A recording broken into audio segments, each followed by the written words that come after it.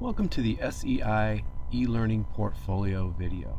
This tutorial will teach you everything you need in order to establish your e-portfolio for the SEI intern program.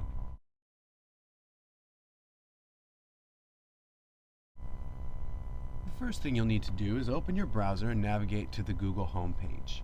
Once you arrive here, you'll go up to the top right-hand side of the window and sign in. If you have not signed in, you can go ahead and click sign in and then sign up. This will guide you through a wizard to help you create an account.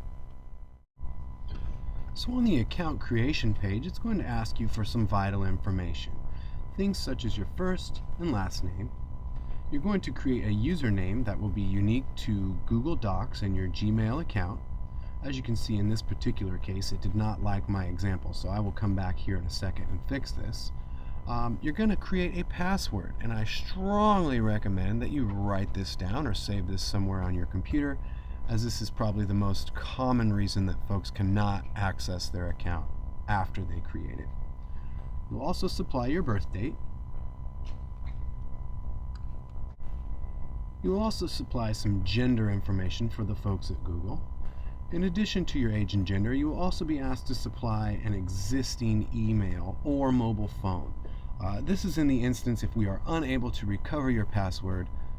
This is the Find Your Password feature. They will either send it to your mobile or your existing email address. And then, just to make sure that you are not a robot signing up here for a Google account, you'll be asked to type in the code that you see, and sometimes they're a little difficult to read.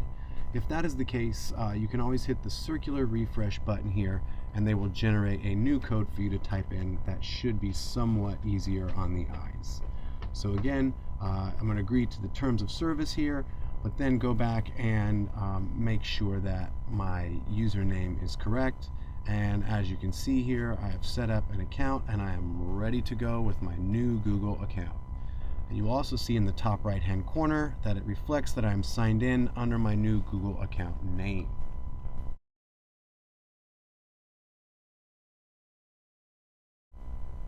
So once you create your account, it'll be important that you share that account information with us so we can get you the necessary documents. In this particular case, you're going to send an email to Laurel Ruddy, that's lruddy@stanco.org, and in the subject line title it SEI ePortfolio account. Then in the body of that message, share with us the email you used to establish your Google account. That message will then get forwarded to the site administrators and get you access to the documents you'll need for your portfolio.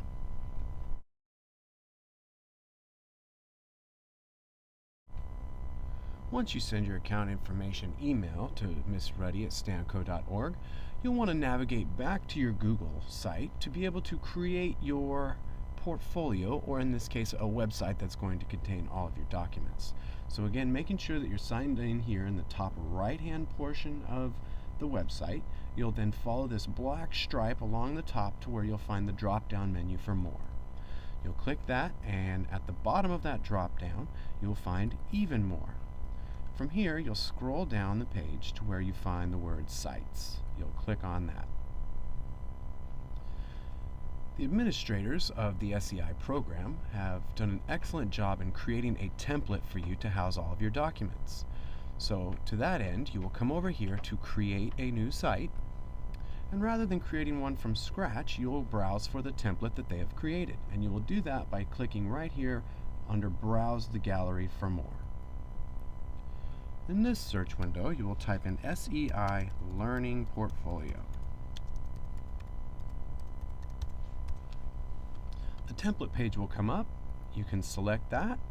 Then you'll follow the instructions here under Preview Template. In the top right-hand side, after you kind of check out all the landing spaces for your documents, you'll click Use Template. On this page, you'll be asked to name your site, so a good naming option might be SEI and your name. As you can see, it will then provide you with a URL of where your site will live in case you'd like to bookmark this for future reference. And then again, you're going to need to prove that you are not a robot. So once you type in the access code here, you will click on Create.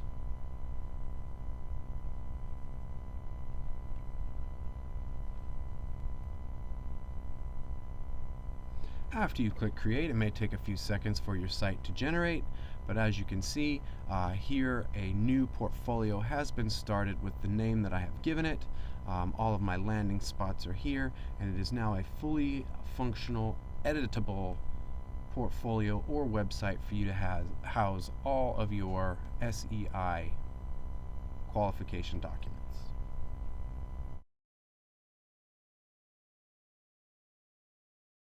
So after you establish your site, you will want to edit and replace the placeholder documents with your actual documents.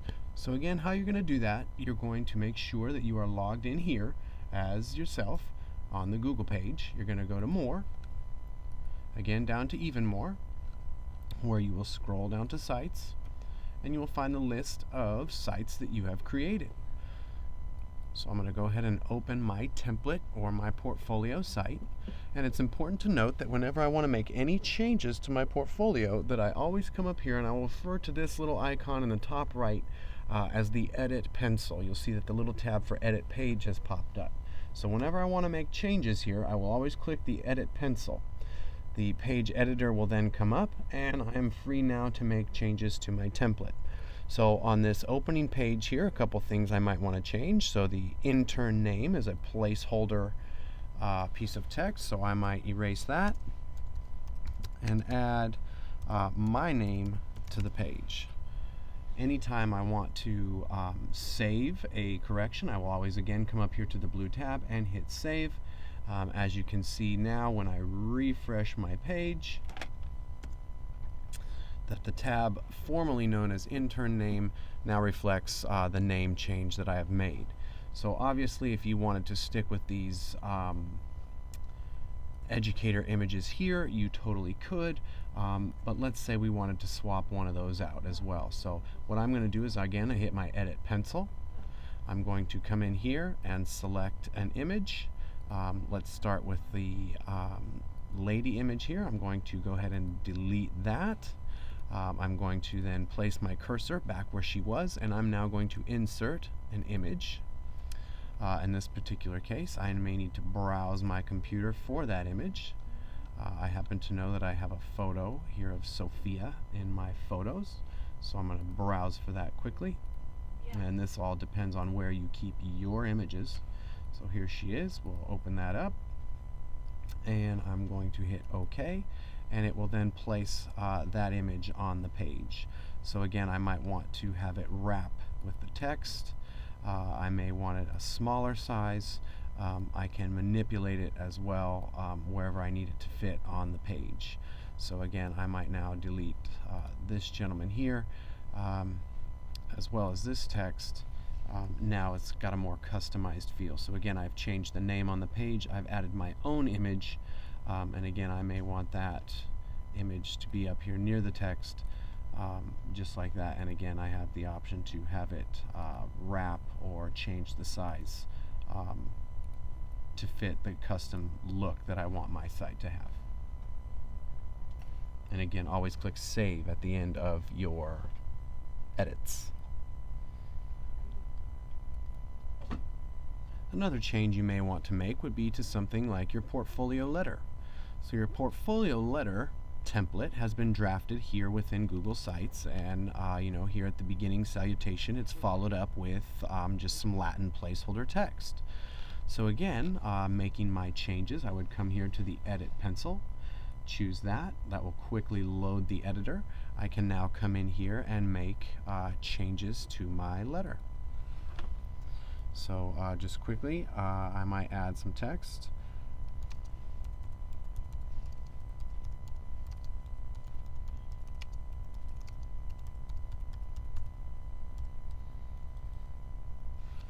So as you can see, relatively easy to make changes here to a document built into the website. And again, after I make any changes, I will always come up here and click Save, and then that edit or that change will take place. Now, one piece about your portfolio that is a little tricky with respects to edit are the different documents that you will need to place into your portfolio. Okay, so for example, the individual learning plan form that you see here. Now this is a reflection piece, and it is blank. It is in a blank placeholder position. What you will need to do is ultimately fill in this document on your own and replace this placeholder with one from your own Google document collection. So let's take a quick look at how to do that piece. So when you shared your Google account information with the SEI administrators, they in turn shared back a collection of documents with you. One of those documents would be this very form here, the reflection piece. So what you'll want to do is open a new window in your browser, and basically back on your Google homepage, again making sure that you are signed in. Now, depending on the version you have, you will have on your black stripe either Google Drive or Google Docs, depending on whether you've conducted an update or not. This particular machine has been updated, so Drive is where my docs will appear, and you will notice that this field here will populate with the documents that have been shared with me. So we're now looking at the documents that have been shared with me by the SEI staff. Now, these are all original documents, so if a participating teacher was to edit one of these documents, that document would appear edited in everyone else's collection or everyone else's folder. So what it's really important to note here is that when you are going to fill in your own individual copy, that you make a copy of the document and fill it in. That way the original stays intact for everyone else to use. So the following steps will be how we make a copy of the document to embed within our own portfolio or our own site. So what I'm going to do is I'm going to open the document that I'm attempting to replace from the portfolio. So remember, that was the individual learning plan reflection document. So what I'm going to do is I'm going to open that document, and this should look familiar from the portfolio page. I'm going to come up here in the Google Doc and hit File, and right down here the 1, 2, 3, 4th option under Share is to make a copy. I'm going to click OK. So now what I can do is so as you can see here, I'm now dealing with a copy of the individual learning plan. So just really quickly, I'm going to duck back into my Google Drive or my Google Docs account. Okay, so here is the original individual learning plan, and now here is my copy of that learning plan. This is the one I'm going to edit. The original now is still preserved for everyone else to use and make a copy of their own. I am now going to go into the copy. And now what I'm going to do really quickly is, again, I'm going to go under File, and I'm going to rename this copy. So let's say I wanted to add that this is Sophie's copy of the individual year-end reflection piece. And again, I've now made these changes. So Sophie's copy of the individual plan. Now this is the document I will edit. So I will come in here now, and I can add my name.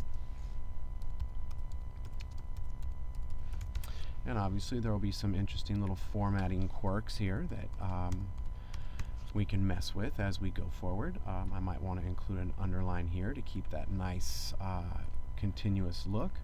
I can fill in the date, and now I can go here and fill in my goals and ultimately create my reflection. And what you will notice up here is Google Docs will change or save all changes automatically. So as soon as I type something within a text field, you'll notice again that right up here at the top it says saving, and now all changes saved. Okay, so now that I've got this document conceivably the way I would like it, I can go ahead and close. Okay, and now I'm going to navigate back to my site and replace the placeholder document with my actual doc. So again, I'm going to navigate back with even more. I'm going to go into my site. I'm going to choose my site, and remember here under individual learning plan, I am going to swap out this document with the one that I have just edited, or this is a different document, but I'm going to replace this one nonetheless. Okay, so again, I need my edit pencil. I will choose that. I'm going to come down here, and now this is just a placeholder visual for the document. Okay, so what I'm going to do is I'm going to delete this document, and I'm now going to insert right here on the top left hand side a document. Okay, and remember, Sophie's copy of the individual learning plan is what I'm going to insert in that space. So I click my check mark and select. It will ask what size I want the document to appear in my portfolio. I choose save.